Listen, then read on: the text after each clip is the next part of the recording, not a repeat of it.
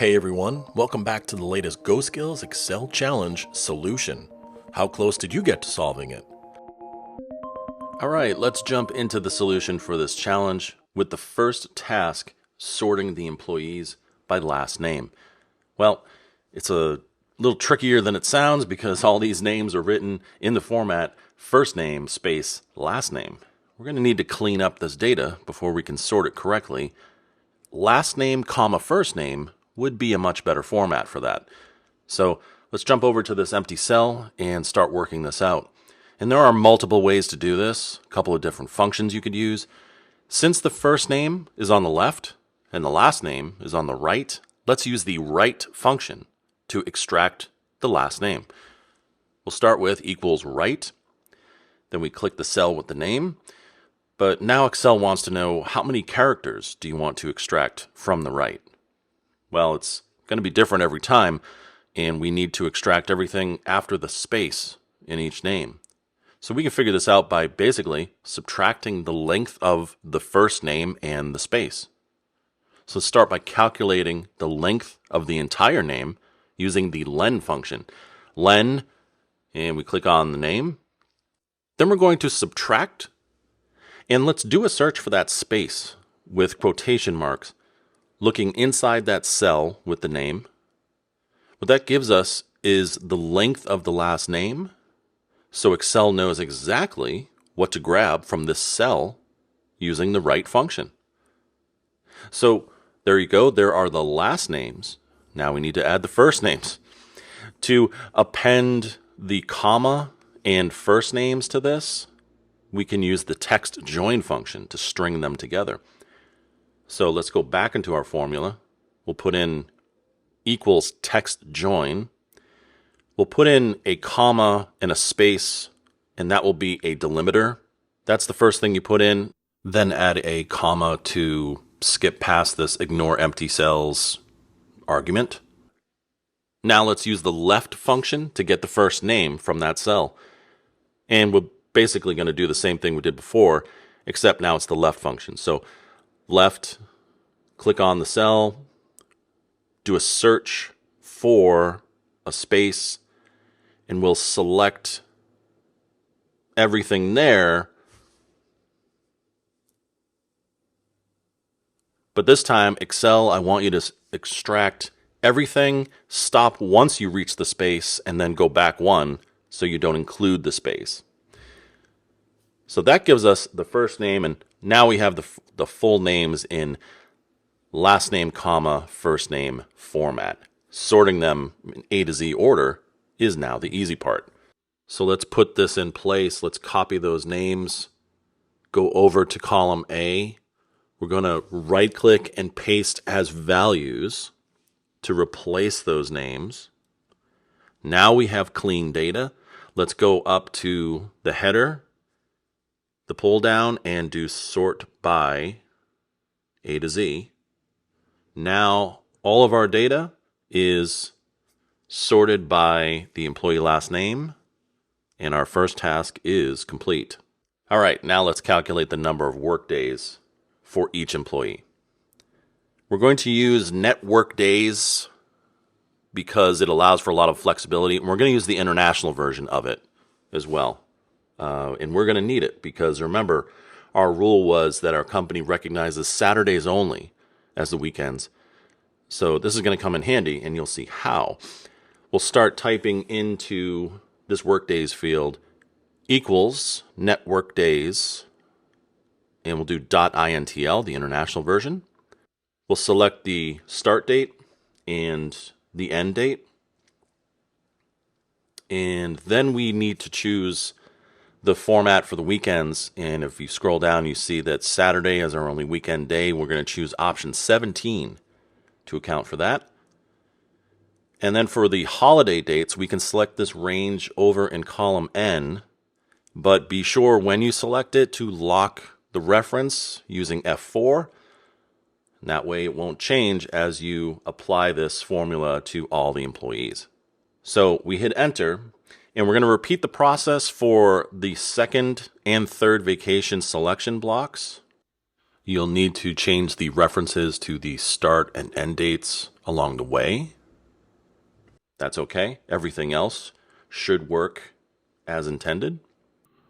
Once you've computed the number of workdays requested by each employee for each of these 3 blocks, let's just sum those over in the total column, and that's easy enough. It's going to be equals sum, and then select your workdays 1, workdays 2, workdays 3 to add the number of requested days for each of the vacation blocks.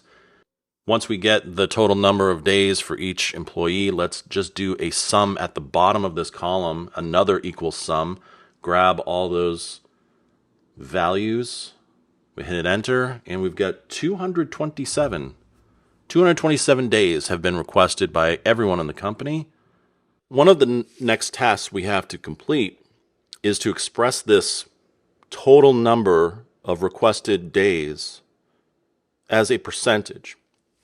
So this is a simple division problem, really. We are going to do equals, select that sum of everything that's been requested, and we're going to divide it by the total number of days that everyone is allowed.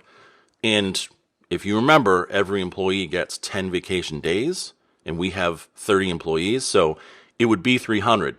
But rather than just type in 300 and hard code that, let's select the number of employees we have, because this spreadsheet may change as we add or subtract employees along the way. So let's use count A to count the number of employees on our data sheet. And then we're going to multiply that by 10 vacation days. So what we're doing is dividing the total number of requested days by the total number of allowed days. That gives us a percentage, 0.76. And let's just change that to a percentage format, display format. You can see 76% of the vacation days have been requested. So this is good to know, but the next part of the task will help us figure out if everyone is playing by the same rules.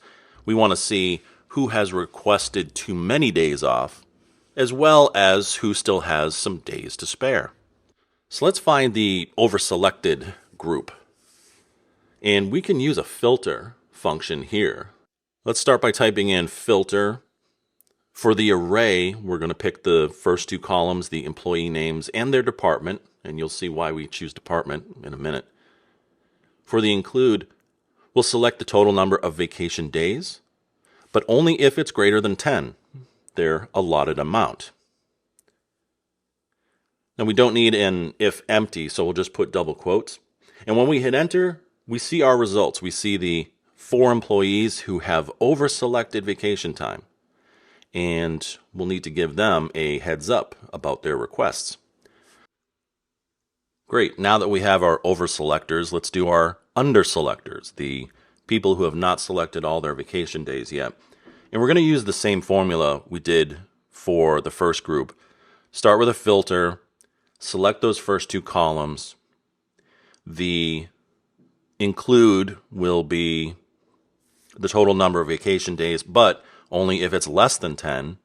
We get our results, and we see a whole bunch of people who still have vacation days to spare. But while we're here, let's actually sort our results, both of these lists, because it will help us reach out to the managers of those groups. Let's do a sort. Let's just take that formula, put it inside a sort, comma at the end. The sort index should be 2 because we want to sort by the second column, the department name, and then comma 1 for ascending order. Hit enter, and now this group is sorted by department name. Let's apply that to our underselected group as well. And now you can see that the underselected group is sorted by department. So it's nice and clean. You can reach out to the leaders of those groups and say, hey, these people still have vacation time to spare, but if you're in sales, be sure to speak with Caleb and Luna because they have requested too much time off. All right, the last task is to protect our worksheet from accidental changes. And there are a bunch of shortcuts that can help you do this quickly. First of all, let's do Control A to select all. And then hit Control 1 to open the Format Cells dialog box. Let's go to Protection, and let's unlock all the cells. Now go to Find and Select on the home menu. Select Formulas so that all the formulas on the page are highlighted.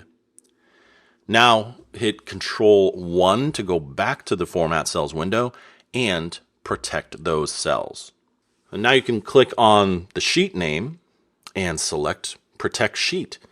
I recommend not putting in a password unless you think someone is going to maliciously edit your file, because if you forget the password, that's pretty much it. You won't be able to unprotect the sheet. So I'll keep the default selections here. People can select the cells and view the formulas, but they can't change them without unprotecting the sheet. So hit OK, and you get a message if you try to make a change to any of those cells.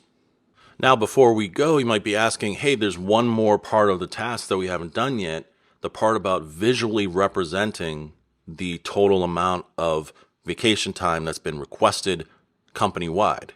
Well, you're right. We decided to copy over the cells where we did our computations over to a new sheet to lay out things a little more nicely, and we ended up using data bars to visually represent not just the total company-wide requests, but we also did it by department over here. Now, that part was not required in the task, but this is one example of something you could do. You could use a different kind of graph or really whatever visual flair you like, but the idea is that you can take the data that you discover along the way and represent it in helpful ways that at a glance will be able to help the decision makers or the people that have requested this analysis from you. So we tried to improve the functionality of this worksheet. This is how we tackled the tasks that the challenge called for. Let us know how you solved yours. Head over to our Slack channel if you want a copy of our solution. And thank you for doing the challenge. So there it is. Did you get the same results? Did you use the same approach? Or did you try something different? We'd like to know. Share your take on the challenge in the comments below, or join us for more discussion in our Slack channel. Link in the description. Thanks for participating, and make sure to subscribe to this channel to get an alert when the next challenge is released. We'll see you then.